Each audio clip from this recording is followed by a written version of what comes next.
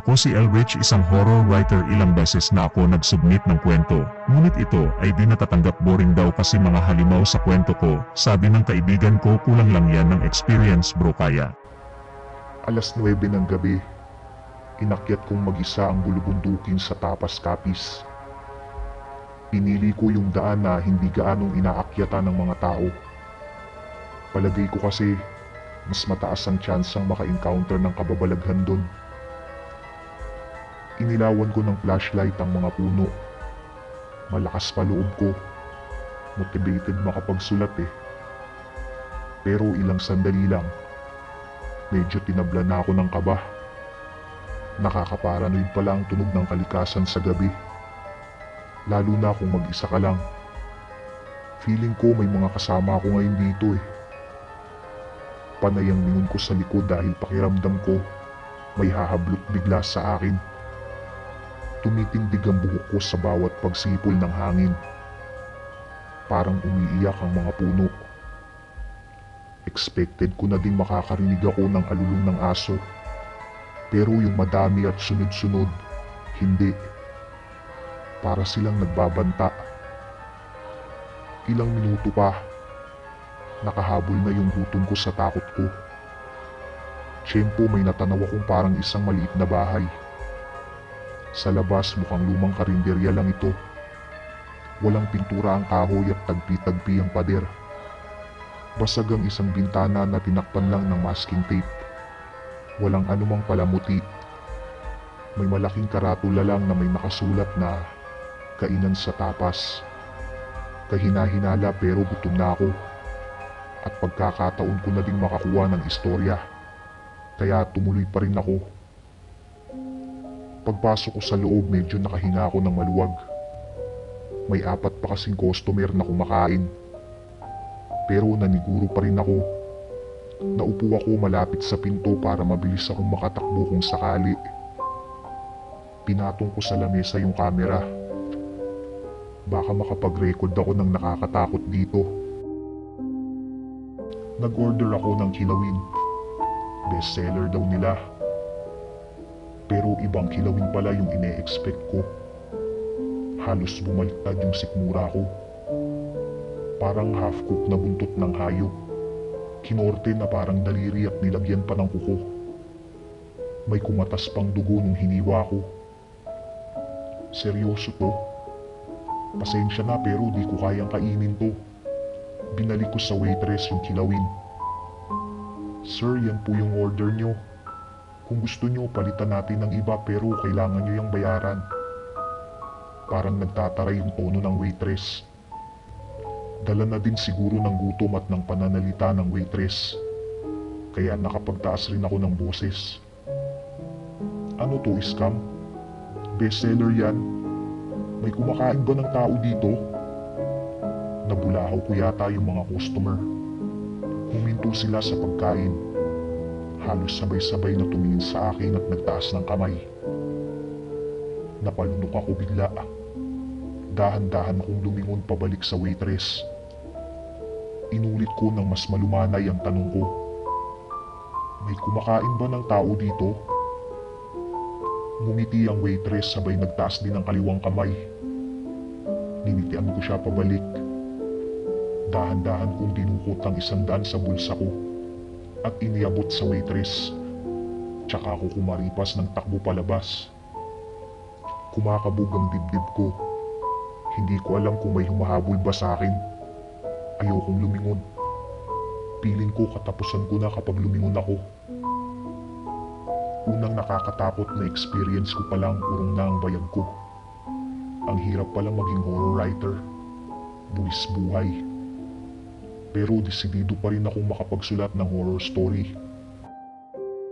Napadpad ako sa isang maliit na baryo. Sa may bungad pa lang, napansin ko agad ang isang batang lalaki. Nakayuko at sinisilip ako sa pagitan ng kanyang mga hita. Napangiti ako. Karaniwan kasing ginagawa yun para makita daw kung may aswang. Magandang istorya to kapag nagkataon. Kaya nagpatuloy lang ako sa paglalakad. Napansin kong sinusundan pala ako ng bata. Nakasilip pa rin siya sa pagitan ng kanyang mga hita. Naglalakad ng patiwarik at walang emosyon ang muka. Tuwing lumilingon ako, humihinto din siya. Medyo naiirita ako. Lumingon uli ako para sitahin sana siya. Pero hindi ko na siya mahagilap. Pagtingin ko sa harap, halos mapatalon ako sa gulat. Bumulaga sa akin ang isang matangkad na lalaki. Naka-jacket siya. Maputi, uka-uka ang bigote, at malaki ang mga mata. Magandang gabi po. Nasambit ko na lang bigla. Siya daw si Obet. Taga dito daw siya sa baryo. Tinanong niya kung may matutuluyan na ako at nag-alok na sa kanila na lang ako tumuloy. Dahil mura lang naman ang offer niya at libre na daw ang almusal. Napapayag ako. Medyo malayo ang nilakad namin. Nakakapagtaka dahil palabas na yata kami ng baryo. Puro puno na dito. Malayo sa mga kabahayan. Biglang huminto si Obet. Pwede na dito. Humarap sa akin si Obet at nagtanggal ng sinturon. Langit o lupa? Nakangisi niya akong tinanong. Unti-unting lumapit sa akin si Obet habang humahakbang din ako paatras. Huwag ka nang pumalag para langit. Sinubukan kong tumakbo pero natalisod ako sa isang matigas na bagay. Nagulantang ako nang makitang gumuhulong ang isang sapatos. Paa pala ng bata ang natapakan ko. Nakabaon siya sa lupa. Biglang pumatong sa akin si Obet at sinakal ako. Sinubukan kong magpumiglas pero mas malakas siya sa akin. Sa mga oras na to, wala akong ibang maisip kundi takot. Unti-unting kinakapos ang hininga ko. Wala akong magawa kung hindi tignan ng nakangising demonyo habang sinasakal ako. Hanggang sa nalagutan na ako ng hininga. Hindi ko alam kung ano ang nangyari pero nang magkamalay ako, nasa loob na ako ng isang bahay na pawid. Dong, gising ka na pala. Tulungan mo nga akong magpahid nito. Sabi ng matandang babae na nakatayo sa may paanan ko. Buhaghag na itim ang kanyang buhok. Lumapit siya sa akin at iniabot ang langis. Napalunok ako nang itaas niya ang likod ng blusa niya. Hindi ko alam kung matatakot ako o maaawa. Puno ng latay ang likod niya. Manang, aswang ka ba? Diretsahan ko siyang tinanong. Humarap siya sa akin at tinignan ako sa mga mata. Umarte siyang kunwari mangangagat sabay umawa. Minsan lang kapag kailangan ko, paliwanag niya. Pinaghihinalaan daw pala talaga siyang aswang dito sa baryo. Pero hindi niya tinatanggi dahil nakikinabang naman daw siya. Nagsasabit ng bawang at naglalagay ng asin sa bintana ang mga taga-baryo sa gabi. Pagsapit ng alas 4 ng madaling araw, tsaka niya daw kinukolekta. Pagkatapos ay ibinibenta niya naman sa katabing baryo kinabukasan. Ibang klase ang modus ni Manang. Pero maswerte na din dahil tiyempo. Pabalik siya galing sa kabilang baryo nang makita niya kami. Kilalang adik daw pala yung Obet, kaya hindi siya nagdalawang isip paluin ng bato sa ulo. Bigla kaming nakarinig ng mga yabag. Sumilip ako sa bintana. Speaking of the devil, natanaw ko agad si Obet na may hawak na tabak. Tumutulo pa ang dugo mula sa benda niya sa ulo. Kasunod niya naman sa likuran ng galit na galit na mga taga-baryo. May daladalang sulo at pangwitik. Manang, anong ginagawa mo pag sinusugod ka dito ng taong bayan? Tumingin siya sa akin at parang humihingi ng saklolo. Umiling siya sabay sabi, ngayon lang nila ako sinugod dito. Parang mauubusan ako ng dugo sa sinabi ni Manang. Baka dahil daw sa nawawalang bata ng isang araw, kaya sumugod ang mga tao. Dati daw kasi mga hayop lang ang nawawala. Mula nang tumira daw siya dito, ngayon lang nangyari na may nawawalang bata. Palapit na ng palapit ang mga yabag. Kinandado namin ang mga bintana. Kinuha ko yung phone ko para humingi sana ng tulong. Pero wala palang signal dun. Dasal na lang yata ang makapagliligtas sa amin. Naglalamig na ang mga kamay ko. Tumingin ako kay Manang. Mas nangangatog pa siya kaysa sa akin. Maya-maya ay nakarinig kami ng kalabog. Nagkatinginan kami ni Manang. Yung pinto. Halos magunahan kami ni Manang sa pagtakbo. Kahit papano ay umabot kami at naikandado ang pinto bago makapasok ang taong bayan. Nakahinga din ako ng maluwag. Sabay kaming tumalikod ni Manang at bumulaga sa amin yung batang sunod ng sunod sa akin.